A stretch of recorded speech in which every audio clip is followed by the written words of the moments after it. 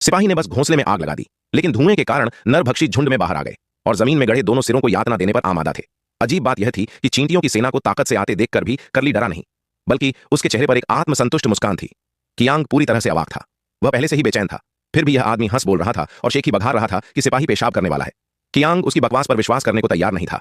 अगले ही पल सिपाही ने अपना पेट पकड़ लिया और उसकी पकड़ ढीली पड़ गई। इससे कियांग डर गया, लेकिन जब उसने पलटकर देखा तो चींटी जा चुकी थी। कितनी शर्म की बात है, और अब चींटी उसे छोड़कर भाग गई थी। कियांग घृणा से भर गया, लेकिन तभी सिपाही वापस लौटा और करली की छड़ी से ढलान से नीचे गिर गया। उसका इरादा जांच के लिए किसी और सिपाही को बुलाने का था, लेकिन इससे पहले कि वह समझ पाता कि क्या हो रहा है, करली पर अचानक हमला हो गया। एक चट्टान से गिरने के बाद वे सीधे आदमखोर चींटियों के एक घोंसले पर जा गिरे। 1 मिनट से भी कम समय में सैनिकों ने उन्हें निगल लिया। कियांग ने सोचा कि उसका बचपन का दोस्त उसे बचाने आया है, लेकिन करली न केवल उदासीनता से देख रहा था, बल्कि इत्मीनान से एरगुतो भी पी रहा था।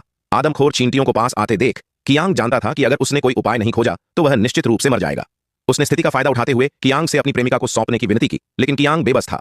उसकी जान दांव पर थी, इसलिए वह बिना किसी हिचकिचाहट के मान गया। आदमखोर चींटियां पहले से ही उस पर टूट पड़ी थीं, लेकिन करली बेफिक्र रहा। उसने घोड़े का मूत्र एक घूंट में गटक लिया और फिर उसे मशाल पर छिड़क दिया।